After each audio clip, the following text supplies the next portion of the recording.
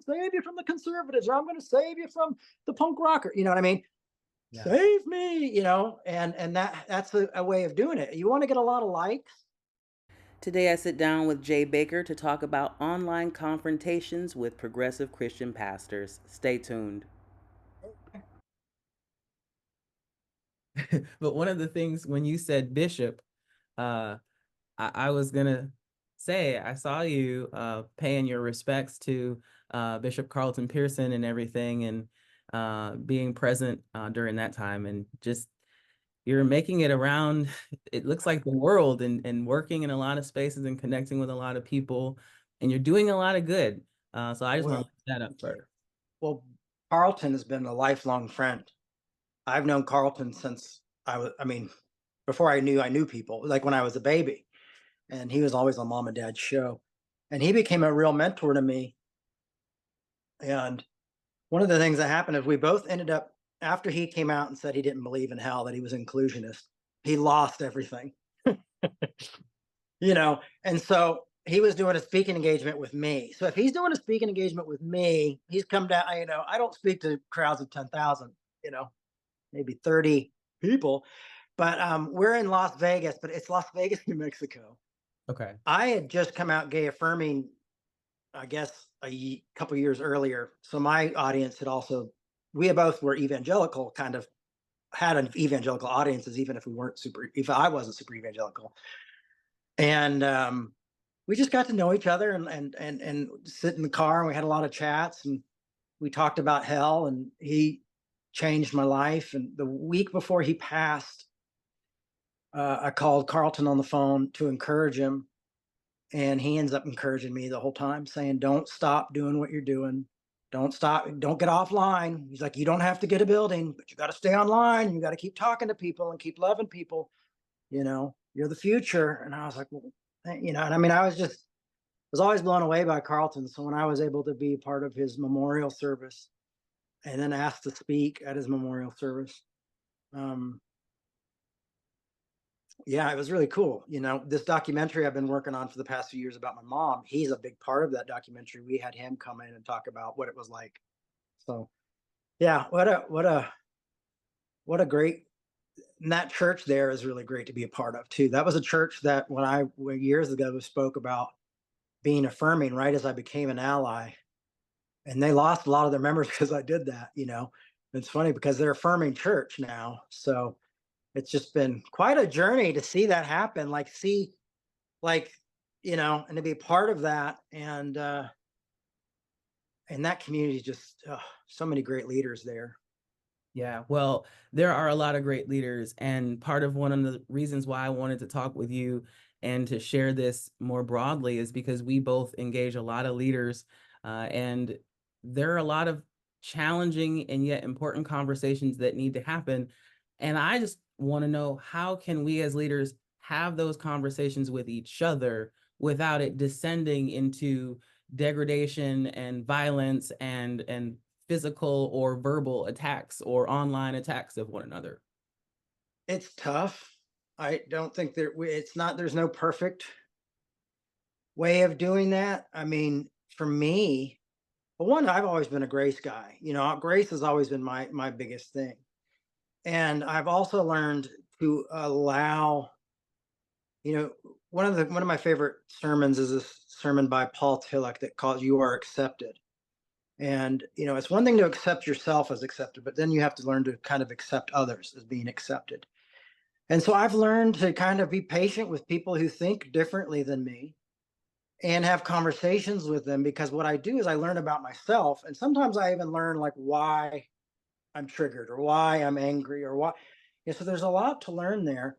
Um, and I always come out. It's really funny because I'm not a part of a denomination. I'm all self-taught. But I also feel like as a pastor, as a minister, as a follower of Jesus, like my role is to always, I'm going to push. I push people all the time. I mean, that's my work. I say hard things and I want people to think well. But when people push back, is to always try to listen, challenge, but challenge with grace and with love. But what you don't realize is there's so many nuances with people. You never know what's going to hurt them, what they're holding. how hurt they are. And I think one of the mistakes I sometimes make is, and I think we can all do this, is think pastors are more healed than they are, or that they're going to have it, like they're going to be able to have this conversation. And then you run into it and you go, oh, we're not having this conversation. And when it gets ugly, it's hard not to want to get ugly back. And so it really requires breathing, showing grace, remembering what you've learned. And for me, just the simple concept of Jesus saying, love your neighbor as yourself. And when they go, who's my neighbor? They go, love your enemies, do good to those who persecute you. I just spent 5 months with Revelation going through the book of Galatians. Mm. And that whole book is about reconciliation, reconciling two parties that are completely divided over religious ideals. Judaizers and the Gauls, which were the Gentiles. And a lot of it had to do with circumcision and Judaism and nationalism even, which is really wild. And Paul is basically, he rebukes both sides at a time. It's really wild because this is a rebuke letter. That's also probably the best thing ever written about grace. Mm. And at one point he says, when he talks about the flesh, he talks about sexual stuff. He talks about not doing magic, which I really try hard to not do my magic. But he also says, don't create fractions. Don't go to math. Don't do factions. Don't think everyone in your group is right and everybody else is wrong. And he talks about the importance of it. He goes, love each other and love your neighbor as yourself. The whole law summed up in this. But instead of doing this, if you do this, don't do this. You've got to beware of biting and devouring one another. Yeah. And so I think those are the things we have to keep in mind. And there are some times where you just need to opt out, when you have to go, oh, here's a conversation that's really going to trigger me. Yep. And then I'm not healthy enough to be in. So I'm not going to jump in that. I've even had things where I've been in a conversation and realized I didn't need to be there and say, hey, everybody, I'm going to delete my posts because I'm not being the best me right now. I'm reacting to this. I'm not acting to it. Yeah. We don't have to attend every conversation we're invited to. And this brings up Galatians 5, right? So we're going to, visit Galatians. The fruits of the Spirit are really important. And especially if we're talking about leaders and leadership, these are, of course, fruits that we practice. We don't just all of a sudden one and done. We Holy Ghost, or we've been baptized, or we completed confirmation, and now we have all these fruits. They, of course, need practice to be developed. But if we can't practice them with each other as leaders, it makes me question how we're practicing these fruits or these characteristics of self-discipline, for example, online with people that aren't leaders, with just regular lay folks or with people in our congregations.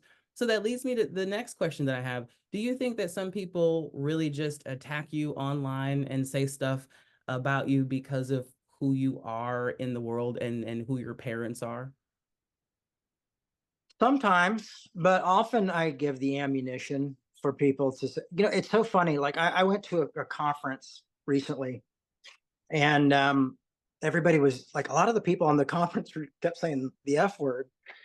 And I remember thinking like, I'm like, okay, well, these are cool Christians, but I remember like when I've been out, and I always tried to stay away from certain things, not because it was going to offend people. I just wanted to offend people with the right thing if I was going to offend. You know what I mean? And that's what I wanted them leaving to think about. I didn't want them being like, all I heard was this, But yeah, sometimes people attack me because of that. It's crazy because the way I try to communicate with people is because of who I am, because of the experiences that I've had growing up. Because I know what it's like to be scapegoated by the right and by the left, and so sometimes I think I carry that in on my back, thinking that people will understand, well, this guy's been through hell, through both sides and through the church, and gets it, and unfortunately, that's not always the way it goes. So sometimes people attack me because I'm also willing to dive into almost any conversation, like, and often I want to stick up for the underdog or talk about rights. And I think everybody's got equal rights and everybody should be treated equally. But sometimes that doesn't go over too well. It's hard to explain. I mean, I got off of Twitter, but Twitter, I used to have a lot of people asking me to denounce my father, Yeah. and I refused. I refused to do that. I mean, my dad's a Trump supporting, into times obsessed guy, um, but he's still my father, you know. And I preached too many years of telling LGBTQ parents not to reject their kids for me to turn around and reject my own father because he does something that I don't necessarily agree with or understand. Um, and I don't want him to do the same thing to me, and he kind of has. So that's tough. I don't know. You know, I don't veer away from hot topics. I think there's things important. I think we should talk about politics, but I also don't think we should allow politics to become above our brothers and sisters in Christ. I think that should be the trump card always. And when we start to notice our loyalties going towards politicians or political groups or things like that, um, I know there's a lot of fear out there. A lot of people are afraid. But I think we've put politics in a place where we diminish each other's value, we diminish each other's experiences and nuances. We even diminish the fact that we live in a country where we're all allowed to vote or not vote or do what we want to do. I mean, there's a part of that freedom that's really nice.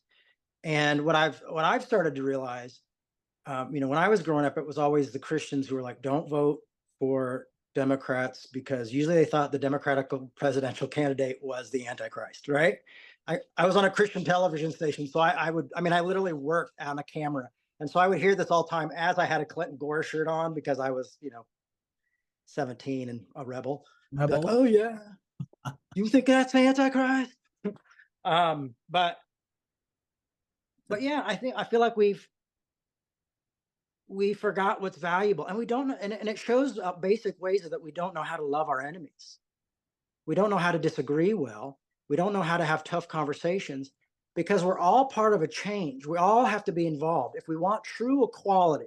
And that's the thing, is we say we want equality and say we want tolerance until it comes to equality for somebody else who's not practicing my equality, or it comes to tolerance to someone who's not being tolerant. It's one thing to say, give me tolerance. It's another thing to say I've got to give tolerance.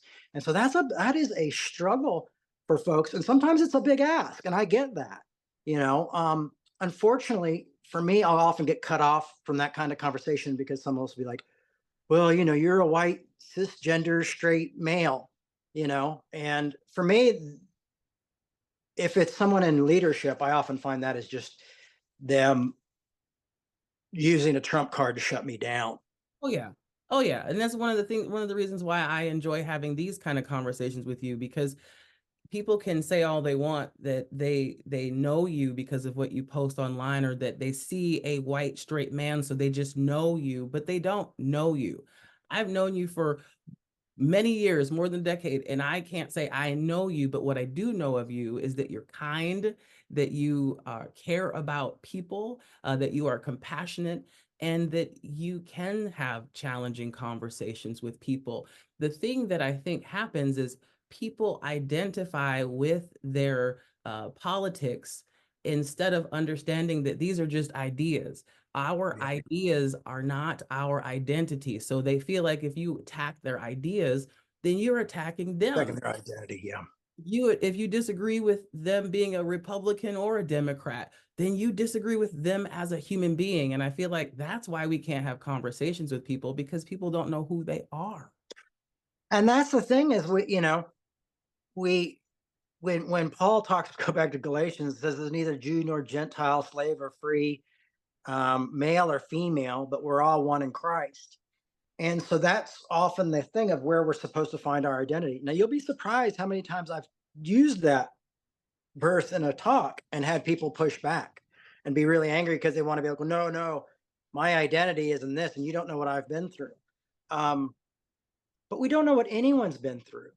Right. I mean, Lawrence, you sat and visited me when I was in a mental hospital because I tried to take my own life. A lot of people don't know that.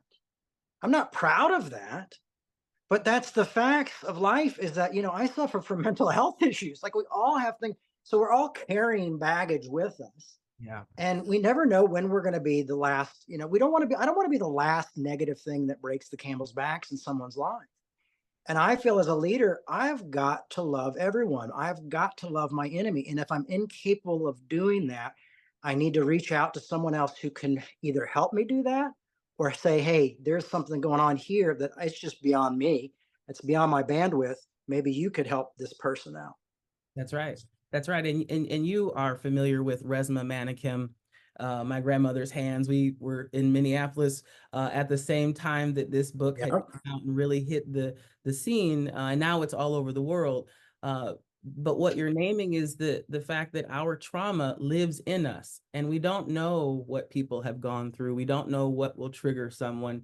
And so as leaders, it is important for us to really embody those fruits of the spirit so that we are the life generative energy of God and of Jesus, of the Holy Yeah. Spirit when we encounter people, because otherwise, like you said, we are the negative straw that has broken the camel's back, or that has really just caused so much stress and chaos in someone's life, when we could have been the antidote of hope and kindness that would have fueled someone through a tough situation. I mean, the ideas of the fruits of the spirit, thinking about them, like joy is one of joy. I always leave out joy. It's such a Freudian slip for me because I think I don't deserve joy for some reason. Uh-oh. And I have one friend who's always like, "You left out joy again." I'm like, "Man, I need to like do something." I went to a concert the other night and there was joy there, so that's good. Um, but peace and patience. I mean, these are the long suffering. These are the things that are talking when Jesus says, "Pick up your cross." And I told my congregation today, it's like picking up your cross is not saying like I didn't pause the video to look at boobs the other day. No, picking up your cross is saying picking up your cross is loving others and disagreeing with others well. That's You right. know, and I've been reading a lot of John Hume, and John Hume was a politician in Northern Ireland during the Troubles when you had two sides of Northern Ireland fighting, and you had Catholics and Protestants that were at war with each other. I mean, two. I mean, it was bigger than that. It wasn't just about that. But John Hume was inspired by Dr. King and the nonviolence. And what John Hume ended up doing was, starting starting his own entity of the political branch, and he would bring in both sides to be a part of his group because he thought everybody has to be a voice. And if we're going to have a Northern Ireland, has to be united Ireland. So there has to be Protestants and there has to be Catholics, and we all have to have a voice.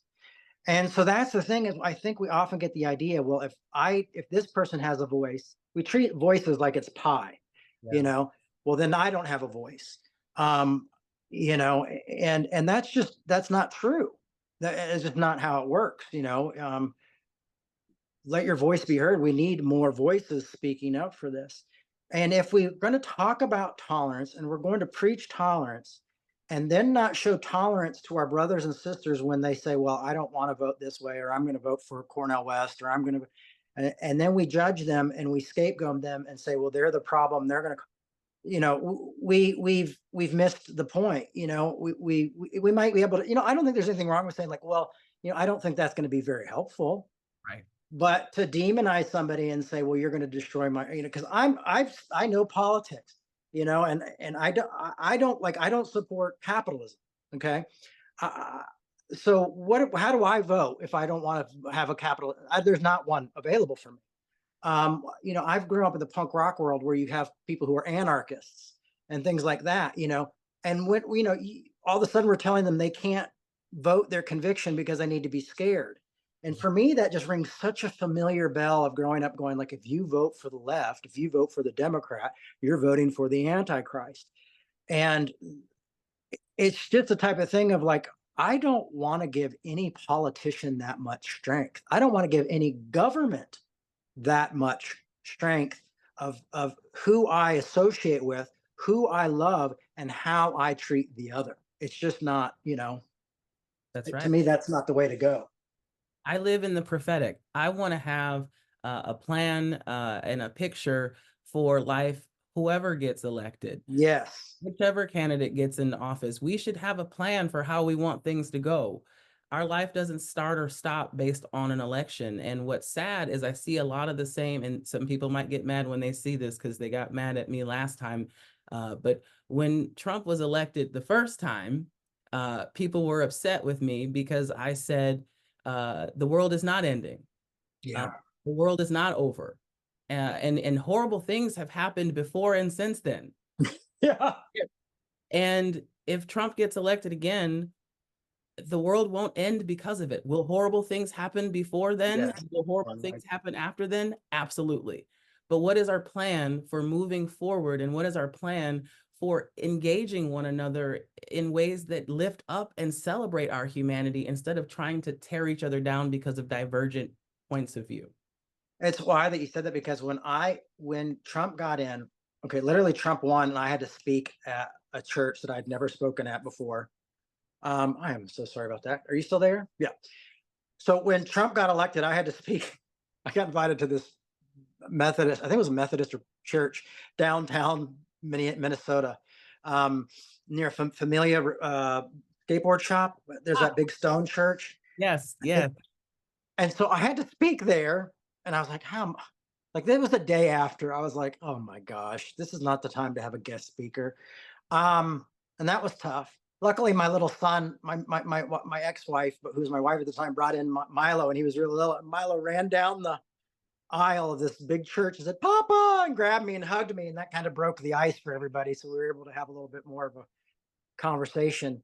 But the next day, I went and saw this former musician who now does spoken words and writes books. His name is Henry Rollins. He used to be a part of this band called Black Flag. And he just does these talks now. And he said the same exact thing that you said. And people weren't necessarily happy. You know, we want to say the sky is falling, but for me, it's like people are worried about what's going to happen to LGBTQ rights, what's going to happen to, and for me, it's like, I know that I'm going to be fighting for the rights of everybody and everyone's equality. You know, if it was up to me, there would be no religion in government. Government would just protect everyone, and we would be able to argue our religion in another area. You know what I mean? That would just be like, they provide health care and they provide good roads, you know, and they make sure everybody has a job that they can go to. And that type of, I mean, I think that's one of the things we have to think about is, if are we willing to take religion out of the political thing? And grew up watching the left say, oh, the Christian right are too political, and they've got the Christian right and they've got the Christian coalition and they're doing this. But I am talking to progressives who talking about politics the same exact way the Christian right did, with the same exact fear tactics, and telling me I'm less of a man, and that I'm the, you know, the evil white guy who's trying to take away everyone's rights, and that I don't know what I'm talking about. And we are judging people's whole life works, all their convictions, all their experiences based on what they're talking about in politics. Now tell me that's not an idol. And I honestly feel that we have become followers of politics, that our gods have become politicians. And what a strange time for that to happen, when both politicians are just really not very good, and that nobody really wants them, but for somehow we're lifting them up on these pedestals, and or lifting the bad guy up on it. You know, that's always that's why I was the bad guy. They're gonna, that's how a lot of people used to preach, is fear. That's why a lot of people preach hell and things like that. Like, I got to save you from this, or I'm going to save you from the gays, or I'm going to save you from the conservatives, or I'm going to save you from the punk rocker. You know what I mean? Yeah. Save me, and that's a way of doing it. You want to get a lot of likes. I watch a lot of people do the ex-Christian podcast and all this stuff, and then they call their podcast deconstruction podcast, but they're not deconstructing. They're just sitting there making fun of evangelicals and making fun of our brothers and sisters who think differently than us. And that's not deconstruction. That's not even construction. That's just sowing discord. And long as we allow politics and even our theologies to sow discord, like, I have come to a realization that if I'm going to change people's minds, I have to do what Dr. King said, and I have to love them. That is the only force capable of turning an enemy into a friend. So yes, there will be times that I have to love people who don't see the humanity of people I care about. But let me put this clearly too. It's not just my LGBTQ brothers and sisters that they don't see the humanity of. They also see that I'm going to burn in hell for eternity. And when you see someone, even like your father, or your family say that, and you're thinking like, how would you even want to be in heaven if you know I'm being tortured like the whole time? You're there. Like, when do you just get you one day you're just like, well, this it's the mansion's got a jacuzzi, so I can think less about Jay in the jacuzzi. Or walking down the gold streets. Like, no one could do that. That would be hell. That would actually be hell, would be being in heaven and knowing the people you care about most are being tortured. That's why I do not buy into that concept of hell. And I also know enough theology and philosophy and scholarship to know that that's not what it is. Um, but it, so I get that too. That's the thing, is we don't realize, it's like, well, I'm not, I'm not going to be able to get my health care. Guess what? I barely have health care right now. Yeah. I am one accident away from being homeless, every day. I saw one of the a civil rights leader pastor the other day speaking. He goes, if you don't think there are poor white people out there who are suffering and their lives are falling apart because of, that should be bringing us together. You want to know, like 99% of the meth addicted, or not even meth, it's fentanyl addictions and I see are these like young white guys who are skinny and dying and their lives are falling apart. Drug addiction, all this stuff affects us all. Yeah. And for me, it's not about, oh, I feel more sad because he's white, or I feel more sad because he's Asian, and Asians really should be doing better. That's not the way, that's not how I think. I was never raised to think that way. That was a cool thing about growing up. I did a sermon last week about the positive things of evangelicalism. And I grew up in the Assemblies of God, and my parents had a mega church. And one of the things that was really beautiful about that was how integrated it was. Now, there were a lot of closeted people, and LGBTQ folks weren't really out, but there was a lot of very don't ask, don't tell things, like, we don't want to get rid of the worship leader, that type of thing. Just don't tell us what's going on. But there were Black, white, Asian, Hispanic, Irish, everybody was there, and I was a part of it. And women could be leaders in the Assemblies of God. So for me, there was not this whole sexism thing that you might see in like a Southern Baptist or like a Calvinism, neo-Calvinism type of thing. And so I was allowed to grow up into this way of seeing people as people and seeing people use their best. And what a gift to see such a young person and be able to see people using their gifts and to be a part of the body, not based on anything but their gifts. And I grew up and I came to a very harsh reality of life. And so I think as leaders, we've got to do better. We've got to, like, one of the things I loved what I heard Dr. King say once, obviously on a recording, but was, he goes, my enemies aren't these people. My enemy is misinformation. And these folks have failed and become victims of misinformation. And they are just as much victims as those who are being treated who are being treated segregated. He's like, we've got to save everybody. We got to say everybody needs to be delivered. We need to deliver from racism, because it's rotting the white person's soul. And so now I go that, and I have to see that when I see people who I know hate me, or when I talk to even my own parents, talk to my own dad, and I know how he feels. I just have to love beyond that. And the fact is, if we want to have a movement, if we really want to change things, we have to continue to do what we can to grow and love people and bring them together. And I'm exhausted. I'm tired of fight. I do not want to fight with. I mean, I'm so shocked that I honestly now feel more nervous around my progressive brothers and sisters in Christ than I do my conservative brothers and sisters in Christ. Well, and I think part of this touches on what we talked about before. There are a lot of people who will say, and they have said, that you are gaslighting. You specifically are gaslighting them because of your sharing and lifting up who you are and what you've been through. And they say that's gaslighting. I understand the definition of gaslighting. What I think they don't understand is that we get to hold multiple truths at the same time. I can be outraged about trans violence or violence against trans folks, and I can be outraged about the high fentanyl addiction rates of straight white guys.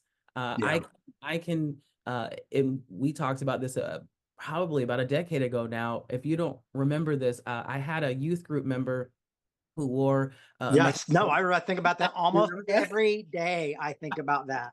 Right? I swear to you, that is one of my examples that I use for people, and I think about, and it's one of the reasons I reach out to you. It's one of the reasons I told my dad that you were the pastor that I thought was closest to Jesus that I know. I swear I did. I promise. Everything I just said is 100% true. Okay, go That's ahead, tell your story. exactly why, though. And to date, I mean, this is a now grown man who, if I would have rejected him, would have treated him like less than human, he'd be a different person right But now. he had the MAGA hat on Yeah. at your church, Yep. and you were showing. And I still Took was a picture with him. I did. I took a picture with him. I was still his youth pastor. I still loved him as a spiritual person in his life. I still affirmed him, and I did not have to degrade him or to verbally assault him in order to say that I might disagree with his politics and or his family's politics. Now, mind you, there were some people really upset that they saw me in a picture with a kid that had a MAGA hat on. Yeah. I got some letters. I got some really good uh, recordings from folks. I got threats, and I'm like, this is the point. If we can't guide and shepherd our children that have divergent perspectives, it's no wonder that we're arguing with each other and degrading each other because of disagreements. And I just wish that we could, as progressive Christians, and maybe that word needs to go away because maybe it's not progress that we're seeking or that we are even embodying, but maybe it's something different. But I feel like we should be able to have productive conversations, even if we don't see eye to eye. And there are things that you and I don't see eye to eye on, but you are my brother and you are my friend, and I love you dearly and would give my life for you. And if we can't say that about the people that we love and the people that are in our pews or our actual neighbors or the people that are on the other side of a computer screen or a Facebook post or a Twitter post or an X post now, uh, Yeah. then who are we and how can we say that we are followers of Jesus? Well, I mean, if you think about it, was in First John where he says God is love, and but also talks about the fact that if you can't love someone you can see, how can you love a God that you can't see? That's it. And for me, when I'm asked, well, what do you love when you love your God? That famous question, I always say the other. I gotta love the other. And right now, the other are MAGA people. It's easy to say like, oh, well, they're just they have all the power and stuff. But I can turn on Comedy Central and watch the news and watch them be mocked Right. relentlessly over and over again and made fun of. I don't see Amazon or Starbucks putting up Christian flags, or conservative. I don't know what a conservative flag would be. I mean, I have some ideas, but I won't go there. Um, sorry, but you know what I'm saying? Like, Yeah. we got to realize is that we all have power in different places, um, and we've got to make sure that we're not using that to hurt others and to tear each other apart. And I'm really worried about the church. I'm really worried that there's so much. I mean, discord, or is that what the right discord in the church? That I mean, people are just sowing it constantly and making fun of each other, and it becomes this almost like echo chamber of where this is how right-wing Christians make money, by warning us about the left wings, and the left wings make money by warning us about the right wings, and then we make fun of each other, and it just is a vicious circle. And revolution is the church I do. I heard a great term for it there the other day, is like re-evolving. We've got to re-evolve. We have evolved in a way that is not productive, that peace isn't there. And peace is including everyone. It's bringing everyone to the table. And when you love your enemy, it's knowing who your enemy is. So my thing is, as soon as you become my enemy, or you think I'm your enemy, and you're a follower of Christ, especially someone who's taken leadership with it, your job is to love me, never give up on me, never lose faith. Oh, you're going to do good for me. You're going to loan to me when I can't repay you. You're going to, because Jesus, what's the difference if we just love those who love us? There's no difference there. That's why it's Christianity. That's why it's a religion. That's what sets it a little bit apart, is this idea of this inclusive love. What I was impressed with my mom, and she knew the power of actions over words. She really did. Because she would have been slaughtered in today's world if she'd spoken up about different things. But she could have she could be in a room full of drag queens, and then the next week be in singing at a Southern Baptist church. You know, she just loved and included everybody, and felt like, if I say things, it's just going to continue to divide us. But I know that Jesus has told me to love everybody. So that's all I can do. So when she did Pride, when they had her at Pride, you know, and here my mom wasn't even sure about gay marriage or anything. And she's like at Pride leading people. She leads everybody in Jesus Loves Me, because she's like, what I do know, because she's not, wasn't a theologian. What I do know is that God doesn't make any junk, and that Jesus loves everybody who is here and present. He loves those weird people holding up the horrible signs. He knows they're misguided, and he loves all of you too, you know?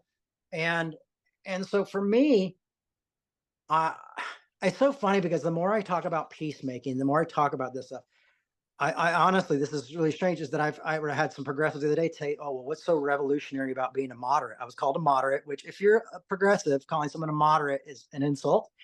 Um, you know, and then I had the same thing, a guy saying, well, you're just dragging people into the gates of hell. You know what I mean? I'm like, Yeah. I Yeah. can't, I can't win. Yeah.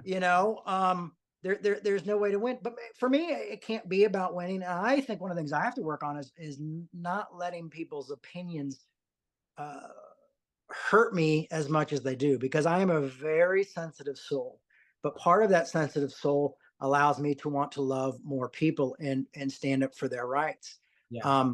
But I think we're going to have to, you know, I can, a lot of people will argue that, well, if I don't vote for this person, or if I do vote for this person, then I'm not really loving my neighbors. You know, that's the thing. But I think we just have to allow each other to be on nuance and realize, like Jesus said, whose picture's on the, give to Caesar what is Caesar. Right. You know, someone sent me this thing the other day. It was like, what will you do on the day that Donald Trump is called in and he starts to change this long thing? And I'm reading it. They DM me. I get all sorts of wild stuff. And I said, I will wake up and I will love people the way I've always done. Yeah. You know, and if I have to go march more, I'm going to march more. You know, I told somebody the other day that sometimes I feel like we're debating between world war or civil war. Yeah. And I said, either way, I am going to fight against injustice, fight for justice, fight for reconciliation, and fight for restoration. And so when I always, every time people get mad at me on my podcast, some of my followers get mad at me because I'll talk to on YouTube, you'll get a lot of trolls. Yeah. And they get mad at me for talking to them. And last week, somebody was like, why, Jay, you're just wasting time. You're wasting our time. I'm like, no. Yeah. I'm going to talk to this person because this person might be the last straw for the next person. Yeah. Yeah. And so I will talk directly to these and say, hey, listen, I understand you're hurt. I understand you're mad. I know why you want to come, but there's so much better you could do. I said, if you go in and do the opposite and go in and tell somebody that they're loved or that they're encouraged or that you like something about them, they're never going to forget that Yuki at, Right. Nerds said, that's right, you are loved, or I love your mustache, or I love your eyes, or that's a cool shirt, or oh my gosh, that book. Those are little things like that I never forgot. Yeah. And I just really want to be a person of reconciliation. I want to be a peacemaker. And I so desperately want that I maybe sometimes push a little too hard on people for that. Because I will get on phones with people, like people who like, I'll talk to trolls for hours, and then I'll get to know their name, get to know where they live. I'll end up meeting them one day. I've done it. I mean, I've had people scream at me in the middle of my talks and then end up becoming close friends with them down the road, because I think that it is so valuable that we love each other despite our differences, and that we don't allow anything. I don't even let the Bible get in the way of me loving somebody. That's just not how it works. To me, love, it's almost, I've always said that Bible's kind of this riddle of like, oh, what are you going to follow? Sometimes like if you don't know how to read it, but it's always the most important thing is loving God with all your heart, and equally as important as loving your neighbor as yourself. And, but that means like, if you're loving your neighbor as yourself, the problem is, I think we often forget, is it also tells love your enemy and do good to those who persecute you. So you can't just say, well, I'm loving my neighbors, so now you're my enemy because you're an enemy of my neighbors. No, guess what? Now you got to love those people as well. We got to love everybody. If we really want inclusion, we have to practice inclusion. This is why I love pastoring. I get to pastor in the Michigan Conference, and we have purple churches. And for those that don't know what that means we have a little bit of red and a little bit of blue. We have Republicans and Democrats, and most likely folks in the middle and folks that don't identify are in those categories either. And I get to love all of them. And it's not about, I only love those who vote like me or agree with me, but I get to love all the people in our churches, all of the people, regardless of how they vote. And I don't think that that's impossible. As a Black, queer, trans pastor in this century, Yeah. with a bunch of intersections, it's an honor to love people who don't agree with me or see life the way that I do. And I don't feel threatened by them because they are different. And I feel like if that is something I can do, then how can we get other people that don't have as many intersections to be able to love more expansively when those of us with all these intersections can do it too? Yeah. Yeah. I agree. And I mean, that's beautiful. And it's true. You're blessed to be able to do that. I sit online with my congregation and say, I want a diverse conversation. I mean, a diverse congregation. I want us to be a diverse group of people, but I want us to have diversity of thought as well as diversity of gender and skin tone and sexuality. I want us to have diversity. I want right wing conservatives. I want left wing conservatives, left wing liberals, whatever. I want in between. I want atheists. I want Satanists. I want Muslims. I want us all to be able to come together. And one of the things that I have to talk about every week is we're going to learn to argue well or disagree well. Right. We can disagree, but disagree well. And it's really wild to watch sometimes when I'm talking, something start to happen, in the conversation, and people are disagreeing, and then seeing my friend Zoe, who is a they, them queer person, talk, and then my conservative oil bodyguard from when I was a kid, who's a conservative, and them joining together to love on the person who's coming to tell us that we're all going to hell or we're all bad, and then them coming together and talking about the importance of agreeing. And so to me, that's what I want to do. We've got to not just focus on diversity of what we can see, but we got to have the diversity on the inside as well. And that is hard work. That is tough work. But man, when you're able to bring people together like that, it is like one of the greatest rewards. It's just the proof of the power of love. And I love that. I love the power of love. I love the power of grace, and I love the power of forgiveness. And I'm always looking at a way to practice that. So if you're somebody who's arguing with me online or something, I'm going, let's talk, let's do this. I'm trying to find a way to find that common ground. And it's not always easy. As you know, I mean, I had an argument just recently, and I don't take that lightly either. It breaks my heart. I mean, I was this morning when you're like, let's do a talk, let's talk on the phone. I was like, I had to run and do errands, and I'm just like, man, I feel like I've been beat over the head just because I'm compulsive. So I second guess and try to look at everything. When I sent you saying, I don't know what to do, but I also said, please rebuke me if I'm doing the wrong thing here, because I need another set of eyes. And you didn't come to me and go like, you did 100% well. You were kind of like, what are you guys trying to get at? I was like, damn. Yeah. And I was like, no, but that's good. That's what I needed to hear, because that's why I want leadership in my own life, to remind me who I am. Yeah. What is the goal of our conversation? Why are we doing what we're doing? Because if all we're doing is arguing for the sake of one of us needing to be right, then it's not a productive conversation. Yeah. So I thank you for letting me be able to speak not only words of truth and wisdom, but also correction and suggestions, because I think that's truly what friends are for. That's really what friends are for. I love speaking with you, not just because you tell me all the things I want to hear, but we have challenging conversations and we get to see different perspectives. And I think that's what makes us stronger. So if you had a final thought that you wanted to share with these folks that are watching or listening, what would it be? I would say this, and this is a strange way to end it, but I grew up being taught this thing called friendship evangelism. And so you were friends with people to change them. And then one day I woke up and realized that's neither friendship nor evangelism, and with a hidden agenda. And often our arguments are an agenda. Um, and so what I had to do is just make the decision to love people where they were at.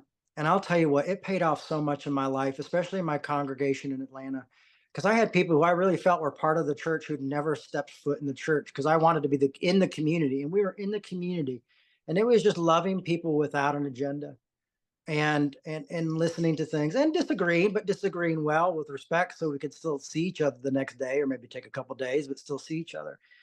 And I think that's what we gotta ask is what's the end goal here, you know? And also ask ourselves, why is this affecting me the way it is? So, but I would just say, like, let's get evangelism, and we can't change anybody, but love can change people. I think having conversations and information can change people. I know it does for me. I know when I have tough conversations, I learn a lot about myself, and changes are made. When I see something there, I make a change, and I hope we can practice it. I hope we can practice using nonviolence on the keyboard and Mm. online. And so, because Dr. King talked about the importance of nonviolence, not just of the fists, but of our mouth and our tongue and our words. And I really hope we can learn to do that, and respect each other's nuances, uh, to build a greater community. And I think, with the church shrinking like it is, one day we might all have to work together. I mean, It's I think we should be all working together to help poverty in this country already. And I don't think, I'll be glad to sit down with my Calvinist brothers and sisters, and my ELCA brothers and sisters, and my UCC brothers and sisters, to do that. If that's going to be a common ground for us, is loving people and helping people have a home over their head, let's do it. Sorry, I'm like a you know preacher, so I just preach every one quick end. 30 minutes later. all right, All because right. we happen to be recruiting pastors in the Michigan Conference. So if if you yourself are available, there's churches that are looking for pastors and looking for pastors to love on them and equip them and lead them in faith, and to be able to meet them where they're at. And so everything that you just said, holding space for people, loving them where they're at, and also not being judgmental, being nonviolent with our words and our actions. Those are all really important qualities, not only for the church and pastors right now, but for everyone in society. So thank you for the time that you've shared with me and with all of us, and for all that you do. And I Sure. know that you are someone that I'll continue to lift up in my prayers and in my gratitude, because not only of what you do, but because of who you are. So thank you for being who you are, Jay. Thanks for having me. Yeah. Love you. Love you too, man.